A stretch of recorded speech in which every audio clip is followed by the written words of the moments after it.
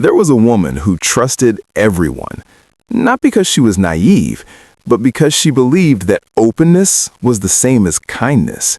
She shared her worries with coworkers, her dreams with acquaintances, her fears with people she had only just met.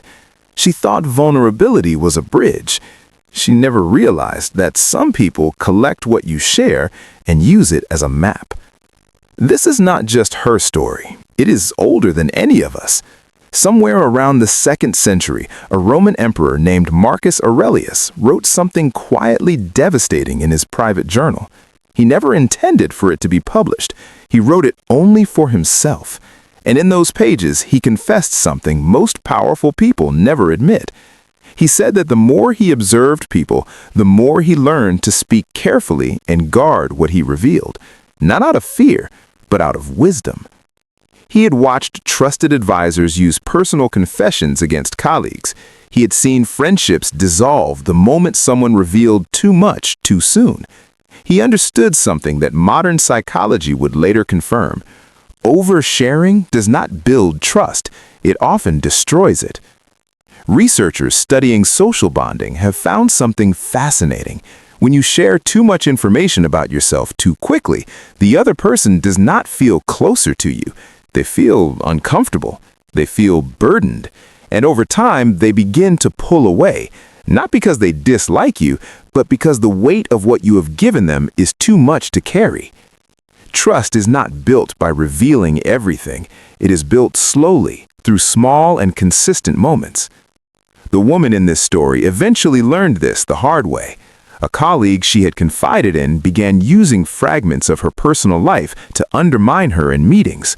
Nothing dramatic, just small references, a subtle reminder of a fear she had mentioned, a passing comment about a mistake she had once shared.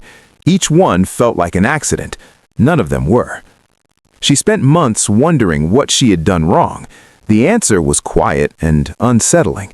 She had given someone a key to a room she had not finished building, and they had walked in and rearranged everything.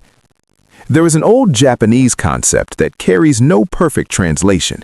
It is the idea of having different layers of self. One layer for strangers, one for friends, one for family, and one that belongs only to you. This is not deception, it is protection.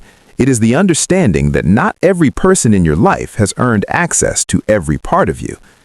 Ancient cultures understood this instinctively. In many indigenous traditions, certain knowledge was considered sacred precisely because it was not shared freely. The value of something was tied directly to who held it and how carefully it was kept. The moment a sacred thing was given to everyone, it lost its weight. Your story works the same way. The things you have been through, the wounds you are still healing, the dreams you have not yet spoken into reality, these do not need an audience. They need time. They need the right people, and sometimes they simply need to belong to you a little longer. The woman eventually changed, not by becoming closed or cold, but by becoming selective. She stopped filling silence with personal details. She stopped mistaking someone's curiosity for genuine care. She began to notice the difference between people who listened to understand and people who listened to collect. And something shifted. The relationships she kept became deeper. The people she trusted became fewer and more real. She felt less drained, less exposed, and somehow more known. Because here's the quiet truth that Marcus Aurelius wrote down centuries ago in a journal he never planned to share. Wisdom is knowing the difference between what the world needs to hear and what only you need to hold. Not everything that is true about you needs to be spoken. Some things are not secrets. They are simply yours.